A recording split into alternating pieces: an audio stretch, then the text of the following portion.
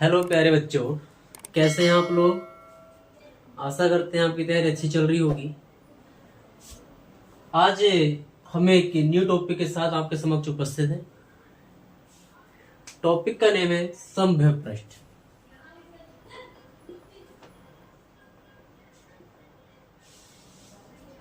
समविभव पृष्ठ, इसके हेडिंग से आपको पता चल रहा है कि सम का मतलब क्या है, समान। विभव का मतलब विभव और पृष्ठ का मतलब क्या होगी, सतह। जैसे सम विभव पृष्ठ, यहां पर जो सम है इसका अर्थ क्या हो गया, समान। विभव का अर्थ विभवी रहेगा और पृष्ठ का अर्थ क्या होगी, सतह। मतलब एक ऐसी सतह जिस पर क्या हो, समान विभव हो। एक ऐसा पृष्ठ या सतह जिस पर समान विभव हो, समविभव पृष्ठ कहलाता है। तो इसकी क्या परिभाषा होगी, वैद्युत क्षेत्र में स्थित ऐसा पृष्ठ, वैद्युत क्षेत्र में स्थित ऐसा पृष्ठ, वैद्युत क्षेत्र में स्थित ऐसा पृष्ठ जिस पर स्थित प्रत्येक बिंदु पर, जिस पर स्थित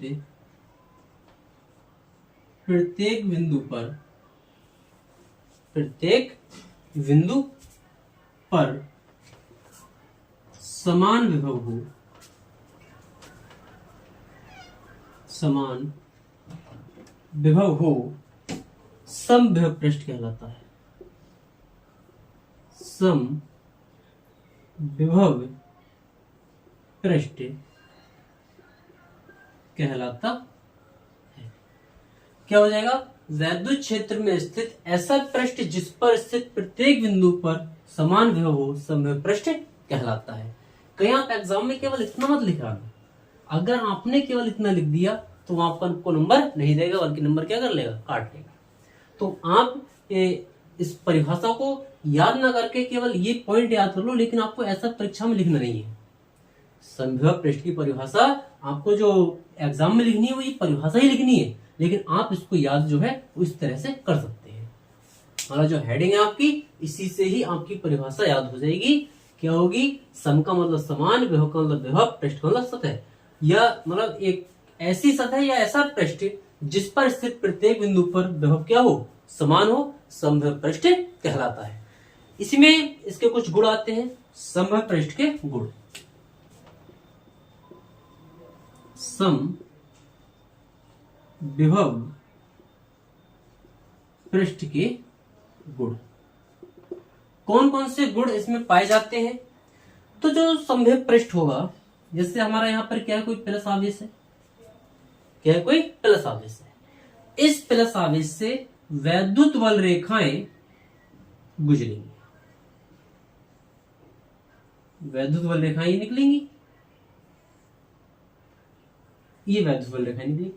अब इन वैद्युत बल रेखाओं पर हमने क्या किया, यहां पर एक पृष्ठ लिया, एक पृष्ठ हमने यहां पर ले लिया, एक पृष्ठ हमने यहां पर ले लिया, और इस तरह से हमने जैसे जैसे दूरी बढ़ती जा रही है, यहां पर हम इसके पृष्ठ की ले रहे हैं। तो ये जो पृष्ठ हुआ ये वाला, इस पृष्ठ पर लीजिए या आप इस पृष्ठ पर लीजिए, ये तो हमारी क्या कहलाएंगी, वैद्युत बल रेखाएं कहलाएंगी, ये वैद्युत बल रेखाएं कहलाएंगी। और यहां पर जो जो दो बिंदु है, इन दोनों बिंदुओं पर हमने इसको ए डाल दिया, इसको क्या डाल दिया, बी डाल दिया। तो इस पर और ये क्या कहलाएंगे, हमारे समविभव पृष्ठ कहलाएंगे। ये क्या कहलाएंगे, हमारे समविभव पृष्ठ कहलाएंगे। सम क्या कहलाएंगे, समविभव पृष्ठ कहलाएंगे।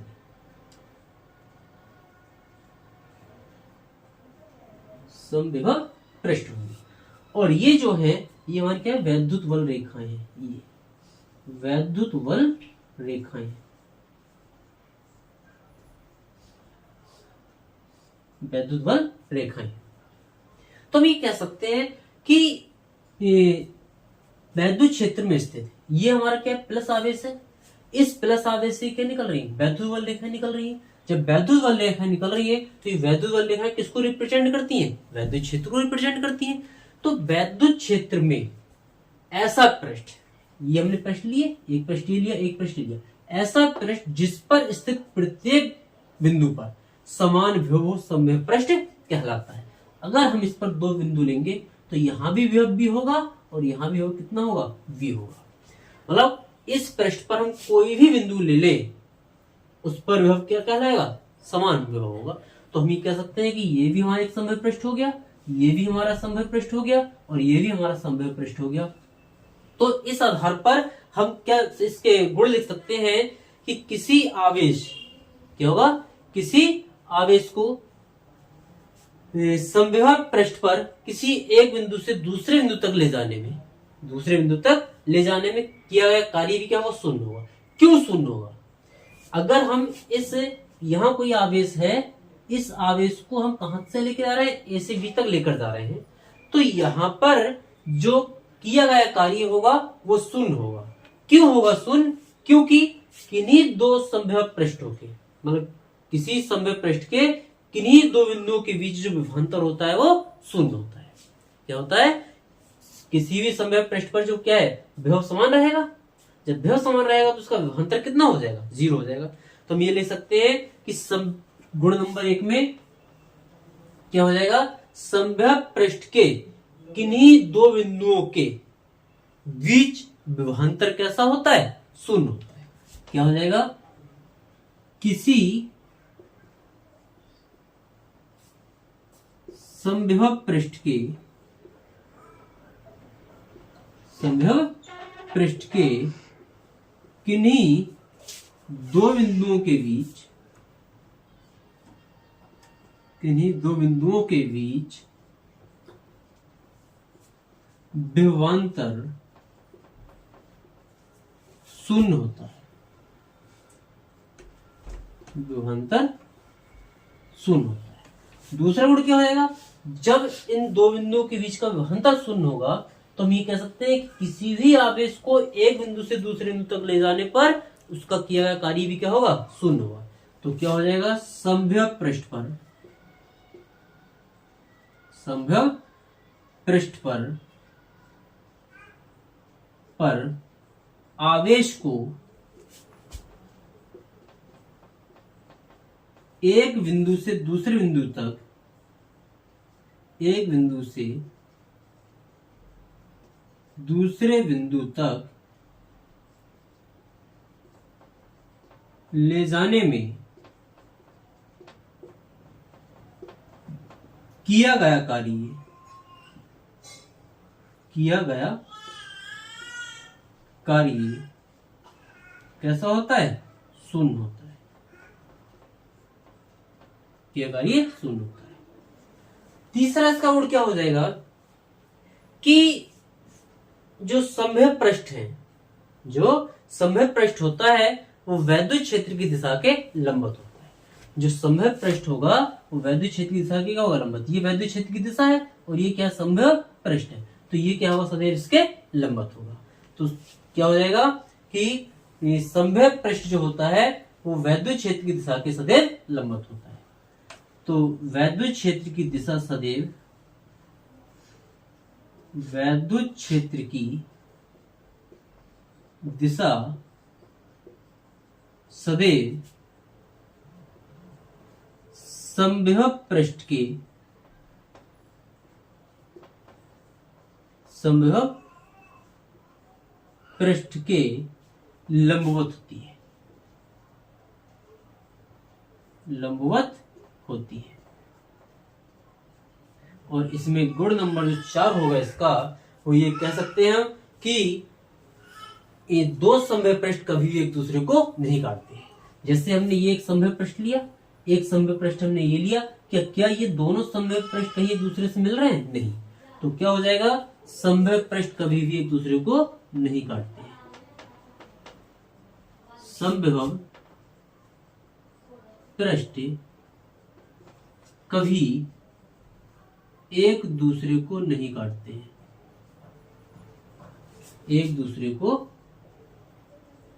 नहीं काटते हैं, एक दूसरे को नहीं काटते हैं। तो इसके ये 4 गुण हो गए। पहला क्या हो जाएगा, किसी समबाहु पृष्ठ के किन्हीं दो बिंदुओं के बीच विभवांतर क्या होता है, शून्य होता है। कोई भी समबाहु पृष्ठ लेंगे तो यहाँ पर विभव समान है, यहाँ विभव, मतलब दो बिंदुओं पर विभव कैसा होगा, समान होगा। तो इन पर का विभवांतर जब निकालेंगे तो विभवांतर क्या होता है, दो विभवों का अंतर होता है, इसलिए वो क्या हो जाएगा, शून्य हो जाएगा, क्योंकि समान विभव आपस में क्या है, एक दूसरे से कट जाएंगे। समबाहु पृष्ठ पर आवेश को एक बिंदु से दूसरे बिंदु ले जाने में क्या कार्य क्या होता है, शून्य होता है। जब विभवांतर शून्य होगा तो कार्य भी क्या होगा, शून्य हो जाएगा, क्योंकि विभवांतर जो होता है वो कितना होता है, W/Q होता है। तो ये मान तो हमारा 0 हो गया, तो W क्या हो गया, किया कार्य भी 0 हो जाएगा। फिर क्या तीसरा, कि वैद्युत क्षेत्र की दिशा सदैव समबाहु पृष्ठ की क्या होती है, लंबवत होती है। तो जो वैद्युत क्षेत्र है ये हमारी दिशा ये जा रही है और समबाहु पृष्ठ हमारा ये है, तो यहाँ पर क्या होंगे, एक दूसरे के लंबवत हो जाएंगे। और चौथा क्या हो जाएगा, समबाहु पृष्ठ कभी एक दूसरे को नहीं काटते हैं, मतलब कोई भी दो समबाहु पृष्ठ एक दूसरे को कभी प्रतिच्छेद नहीं करेंगे। एक इसका अंतिम गुण है कि प्रबल वैद्युत क्षेत्र में समबाहु पृष्ठ परस्पर क्या होते हैं, पास पास होते हैं। जहां वैद्युत क्षेत्र प्रबल होगा वहां समबाहु पृष्ठ पास पास होंगे, और जहां वैद्युत क्षेत्र दुर्बल होगा वहां समबाहु पृष्ठ कैसे होंगे, दूर दूर होंगे। जैसे ये हमारा प्लस आवेश था, तो इस आवेश में यहां पर जो वैद्युत ये समबाहु पृष्ठ का होंगे, हमारे पास पास होंगे। क्यों होंगे, क्योंकि यहाँ वैद्युत वाली रेखाएं क्या है, पास पास है, और वैद्युत वाली रेखाएं जब पास पास है तो वैद्युत क्षेत्र क्या है, अधिक है। और जब वैद्युत क्षेत्र अधिक होगा तो यहाँ पर समबाहु पृष्ठ हमारे वैद्युत क्षेत्र क्या होगा, हमारा अधिक होगा, तो समबाहु पृष्ठ परस्पर कैसे होंगे, पास पास होंगे। जैसे जैसे दूरी बढ़ती जाएगी समबाहु पृष्ठों के बीच की दूरी भी क्या होगी, बढ़ती जाएगी। तो नेक्स्ट टॉपिक है आपका, एक समान वैद्युत क्षेत्र में आवेशित कण की गति।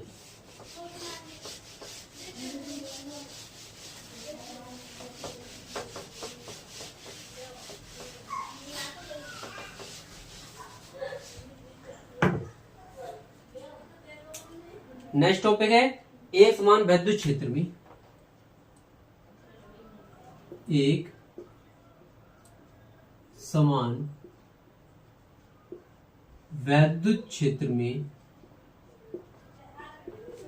आवेशित कण की गति। आवेशित कण की गति, एक समान वैद्युत क्षेत्र में आवेशित कण की गति। एक क्या लेंगे हम, एक समान वैद्युत क्षेत्र लेंगे, उसमें कोई हम एक कण लेंगे जो क्या आवेशित है, तो उसकी गति क्या होगी, किस वेग से वो गति करेगा, किस वेग से वो गति करेगा। अगर हम उस आवेशित कण को वैद्युत क्षेत्र में रख दें तो क्या हो जाएगा, यहां पर हम एक कण मान लेंगे, माना m द्रव्यमान का, m द्रव्यमान q आवेश का कण, माना m द्रव्यमान एवं q आवेश का कण, m द्रव्यमान एवं q आवेश का कण वैद्युत क्षेत्र E में रखा है। एक समान वैद्युत क्षेत्र E में रखा है।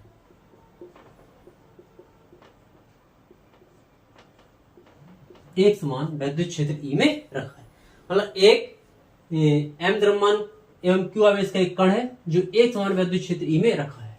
तो जब किसी आवेशित कण को, मतलब कोई भी हम आवेश q को वैद्युत क्षेत्र E में रखेंगे, जब भी हम किसी आवेश को वैद्युत क्षेत्र E में रखेंगे तो उस पर वैद्युत क्षेत्र की दिशा में एक बल कार्य करेगा। तो यहां पर जो कण ये होगा, इस कण पर, इस वैद्युत क्षेत्र में रखने पर इस कण को, इस पर एक क्या करेगा, वैद्युत बल कार्य करेगा। तो कण पर वैद्युत क्षेत्र की दिशा में, कण पर वैद्युत क्षेत्र की दिशा में, वैद्युत क्षेत्र की दिशा में बल F बराबर कितना होगा, EQ। F बराबर कितना हो जाएगा, बल EQ हो जाएगा। कितना हो जाएगा, EQ। क्यों? क्योंकि हमने वैद्युत क्षेत्र पढ़ा था E बराबर F अपॉन में Q। यहां से इस Q की इधर गुणा कर हो जाएगी तो F बराबर कितना हो जाएगा? E क्यूब हो जाएगा। अब यदि कण गति के लिए क्या हो? स्वतंत्र हो, क्या हो? जो कण ये रखा है Q आवेश का कण किसमें रखा है? वैद्युत क्षेत्र में रखा है। अगर ये इस वैद्युत क्षेत्र में गति के लिए क्या हो? स्वतंत्र हो, तो क्या लिखेंगे? यदि कण गति के लिए स्वतंत्र हो, यदि कण गति के लिए स्वतंत्र हो। जब कण गति के लिए स्वतंत्र होगा तो कण में त्वरण उत्पन्न होगा। मतलब जब कोई भी वस्तु गति करती है तो गति जब करेगी तो बिना त्वरण के वो गति नहीं कर सकती। जब भी कोई वस्तु गति करेगी तो उसमें क्या होगा? त्वरण होगा। तो यहां पर अगर कण गति के लिए स्वतंत्र हो तब वह त्वरित गति प्रारंभ कर देता है, तब वह त्वरित गति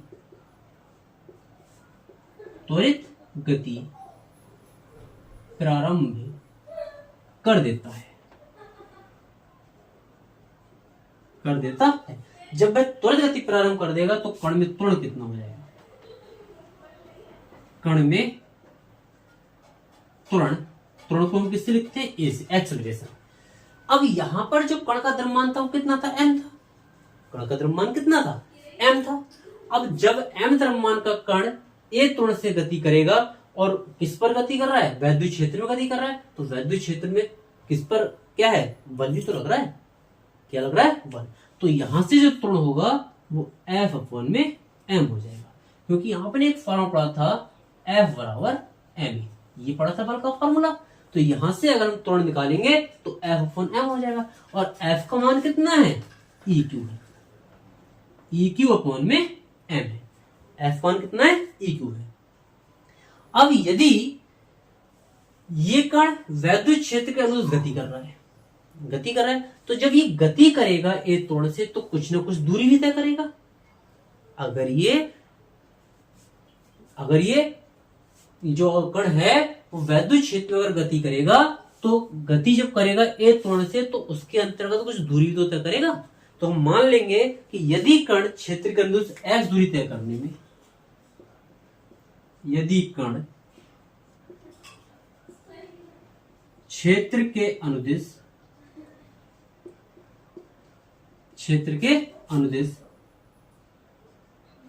x दूरी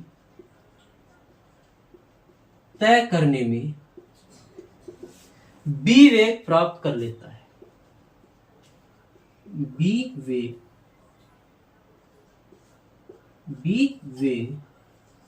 प्राप्त कर लेता है। जब ये b वेग प्राप्त कर लेता है तब क्या लेंगे? गति के समीकरण से। तब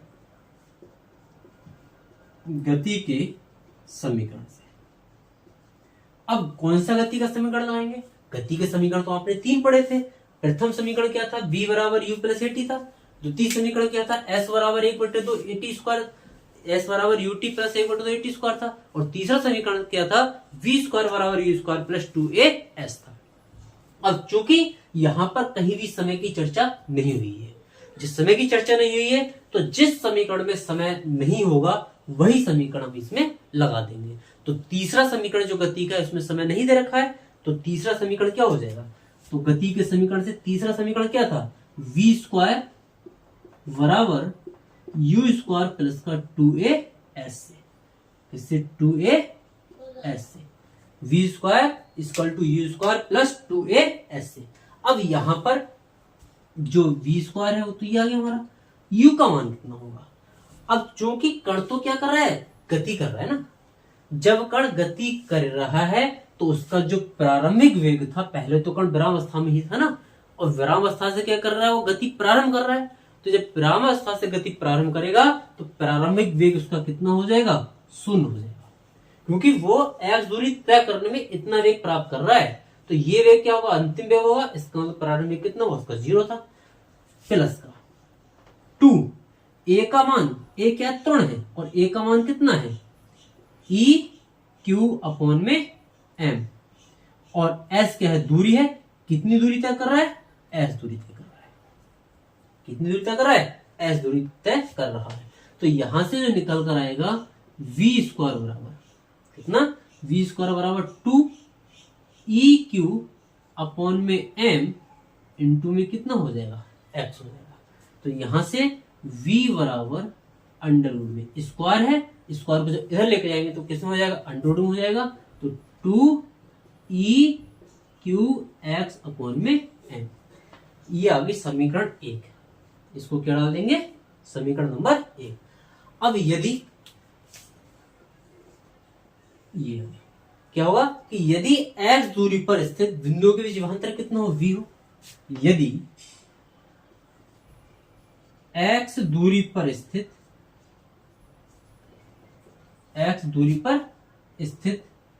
बिंदुओं के बीच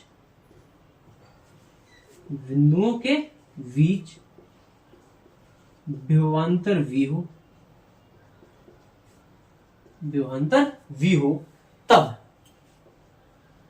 तब v बराबर कितना हो जाएगा, ex, v बराबर कितना हो जाएगा, ex, विभवांतर कितना हो, v हो, तब v बराबर कितना हो, ex। आपने एक फॉर्मूला पढ़ा था E equal to v upon में d। तो यहाँ पर v क्या था, विभवांतर था, d क्या था, दूरी थी, और E क्या था, वैद्युत क्षेत्र था। तो यहाँ भी तो ये x दूरी है, तो v बराबर कितना हो जाएगा, ex हो जाएगा। अब यहाँ भी क्या देखो ex दे रखा है, ex की जगह हम कितना रख देंगे, v रख देंगे। तो क्या हो जाएगा, अतः v equal to under root में ऊपर कितना है 2v क्यू हो जाएगा, कितना होगा 2v क्यू अपॉन में n। इसको समीकरण कितना डाल देंगे, 2 डाल देंगे। इसको क्या डालेंगे, समीकरण नंबर 2 डाल देंगे। तो एक तो कण जो है वो इस वेग से गति करेगा, ये किसके पदों में आ गया, वैद्युत क्षेत्र की तीव्रता के पदों में आ गया। ये भी कण का क्या आ गया, कण की गति आ गई, किसके पदों में आ गई, विभवांतर के पदों में आ गई, किसके पदों में आ गई, विभवांतर में। अब इसमें कण कितनी ऊर्जा अर्जित करेगा, कण कितनी ऊर्जा अर्जित करेगा। अब कण की हम क्या निकालेंगे, गति ऊर्जा निकालेंगे, गतिज ऊर्जा, कण की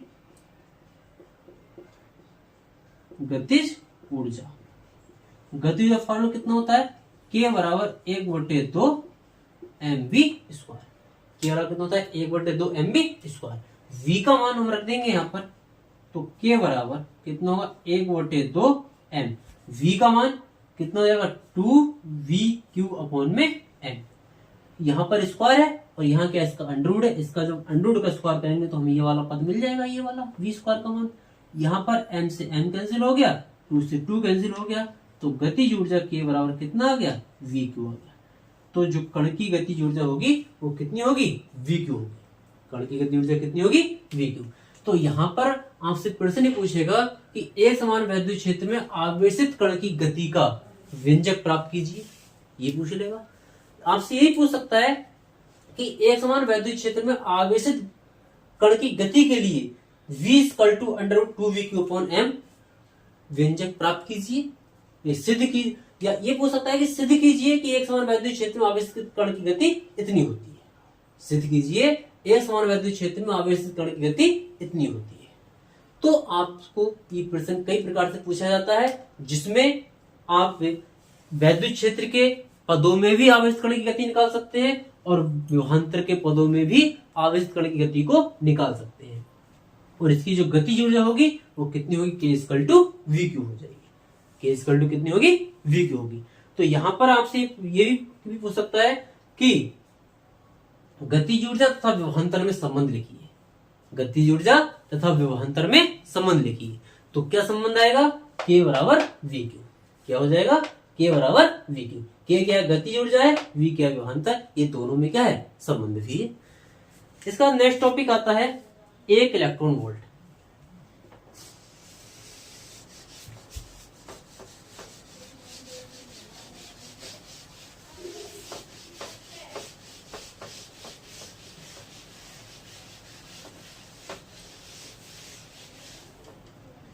एक इलेक्ट्रॉन वोल्ट,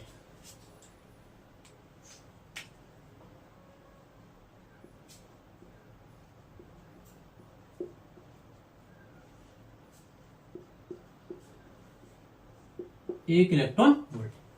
1 इलेक्ट्रॉन वोल्ट मतलब ये क्या है, ऊर्जा का एक छोटा मात्रक है। पहले तुम्हें ये पता होना चाहिए कि ये है क्या, 1 इलेक्ट्रॉन वोल्ट ऊर्जा का छोटा मात्रक है। क्या है, ऊर्जा का छोटा मात्रक है। ये क्या है, ऊर्जा का एक छोटा मात्रक है। अब किसी इलेक्ट्रॉन को 1 वोल्ट विभवांतर से, परिभाषा क्या होगी इसकी, किसी इलेक्ट्रॉन को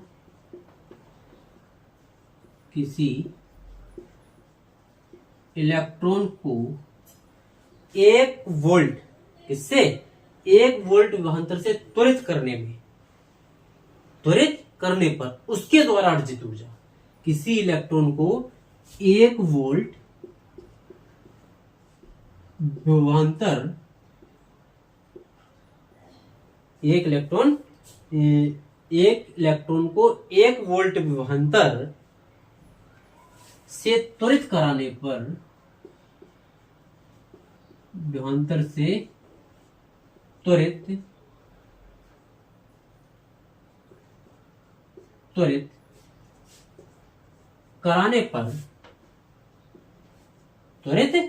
कराने पर उसके द्वारा अर्जित ऊर्जा,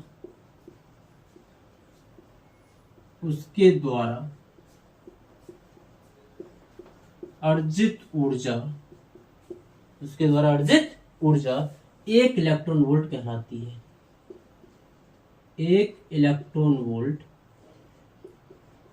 कहलाती है। 1 इलेक्ट्रॉन वोल्ट कहलाती है। यहां पर क्या हो जाएगा, इलेक्ट्रॉन पर जो आवेश होता है, इलेक्ट्रॉन पर आवेश कितना होता है, 1.6 गुणा 10 की घात माइनस का 19 कूलम। ये क्या होता है, इलेक्ट्रॉन पर आवेश होता है। तो यहां पर जो 1 इलेक्ट्रॉन वोल्ट होगा, क्या होगा, 1 इलेक्ट्रॉन वोल्ट बराबर क्या हो जाएगा, 1 गुणा 1.6 गुणा 10 की पावर माइनस का 19 कूलम। ये किसका हुआ, 1 इलेक्ट्रॉन, और इनटू में क्या है, 1 वोल्ट। तो यहां से हम इसको ये लिख सकते हैं कि 1 इलेक्ट्रॉन वोल्ट बराबर 1.6 गुणा 10 की घात माइनस का 19। ये क्या है, वी क्यू है। और अभी आपने पढ़ा था के बराबर वी क्यू पढ़ा था। वी क्या था, वोल्ट हो गया, क्यू क्या हमारा कूलम हो गया। ये हो गया, तो कूलम इंटू वोल्ट किसके बराबर था, गति ऊर्जा के बराबर था। तो इसका मात्रक क्या होता है, जूल होता है। और जूल किसके बराबर हो गया, वोल्ट इंटू कूलम के बराबर हो गया। तो वोल्ट इंटू कूलम किसके बराबर हो जाएगा, ये जूल के बराबर हो जाएगा। तो हम ये कह सकते हैं कि 1 इलेक्ट्रॉन वोल्ट जो होता है वो 1.6 गुणा 10 की घात माइनस 19 जूल के बराबर होता है। अगर कभी 1 जूल बराबर क्या हो, 1 जूल हो, तो हम इसको क्या ले सकते हैं, 1.6 गुणा 10 की पावर माइनस का 19 इलेक्ट्रॉन वोल्ट। आपको कभी इलेक्ट्रॉन वोल्ट को जूल में परिवर्तित करना होगा, और कभी जब आप आंकिक प्रश्न करेंगे तो वहां पर कभी इलेक्ट्रॉन वोल्ट को जूल में बदलेंगे और कभी जूल को किसे बदलेंगे, इलेक्ट्रॉन वोल्ट में बदलेंगे। तो जब आपको इलेक्ट्रॉन वोल्ट को जूल में बदलना होगा तो उसमें 1.6 गुणा 10 की घात माइनस 19 से गुणा कर देंगे। और अगर आपको जूल से इलेक्ट्रॉन वोल्ट में परिवर्तित करना है तो आप क्या करेंगे, 1.6 गुणा 10 की घात माइनस 19 से भाग कर देंगे। तो आई होप ये टॉपिक आपको समझ में आया होगा। तो आप ये तो समझ गए होंगे कि इलेक्ट्रॉन वोल्ट को जूल में कैसे परिवर्तित करना है और जूल को इलेक्ट्रॉन वोल्ट में कैसे बदलना है। अब यहां पर कुछ इसके बड़े मात्रक आ जाते हैं, जैसे 1 किलो इलेक्ट्रॉन वोल्ट। क्या है, 1 किलो इलेक्ट्रॉन वोल्ट। किलो के लिए कितना आता है, 1 गुणा 10 की पावर 3 इलेक्ट्रॉन वोल्ट हो जाएगा बराबर। 1 इलेक्ट्रॉन वोल्ट है, ये किसके बराबर था, 1.6 गुणा 10 की घात माइनस 19 जूल के बराबर था। तो यहां से कितना हो जाएगा, 1.6 गुणा 10 की पावर 19 में से 3 कम कर दीजिए, कितने बचेंगे? 16 जूल। तो 1 किलो इलेक्ट्रॉन वोल्ट जो होगा वो 1.6 गुणा 10 की पावर माइनस 16 जूल के बराबर होगा। एक आता है 1 मिलियन इलेक्ट्रॉन वोल्ट, क्या आता है? MeV, million electron volt. इसको हम क्या ले सकते हैं? 1 गुणा मिलियन के लिए 10 की पावर 6 हो जाएगा, इलेक्ट्रॉन वोल्ट हो जाएगा बराबर। इसको हम क्या ले सकते हैं? 1.6 गुणा 10 की पावर, इसका मान जो होता है वो 1.6 गुणा 10 की पावर माइनस 19 होता है, लेकिन माइनस 19 में से कितने कम हो रहे हैं? 6 कम हो रहे हैं, तो कितने बचेंगे? माइनस के 13 जूल बचेंगे। एक इसमें आता है 1 विलियन, 1 VeV, तो ये होता है 1 गुणा 10 की पावर। अब जो विलियन होता है वो होता है 10 की पावर 9 के बराबर। किसका होता है? 10 की पावर 9 के बराबर इलेक्ट्रॉन वोल्ट। तो यहां से इसको कितना लिखेंगे? 1.6 गुणा 10 की पावर माइनस का 10 जूल। कितना होता है? 10 की घात माइनस का 10 जूल। तो आपसे ही पूछ सकता है कि 1 किलो इलेक्ट्रॉन वोल्ट कितने जूल के बराबर होता है, तो आप कितना लिखेंगे? 1.6 गुणा 10 की घात माइनस 16 जूल के। कभी कभी बच्चे कंफ्यूज हो जाते हैं। क्या होता है कि उसने प्रश्न तो ये दे दिया कि 1 keV कितने जूल के बराबर है, 1 keV कितने जूल के बराबर है। कभी कभी ऐसे प्रश्न पूछ लेता है, छोटे छोटे प्रश्न, कितने जूल के बराबर है। उसने ऑप्शन दे दिए। पहला ऑप्शन दे दिया 1.6 गुणा 10 की पावर माइनस का 19 जूल दे दिया। दूसरा ऑप्शन दे दिया उसने 1.6 गुणा 10 की पावर 16 जूल दे दिया। तीसरा ऑप्शन उसने रख दिया 1.6 गुणा 10 की पावर माइनस का 16 जूल दे दिया।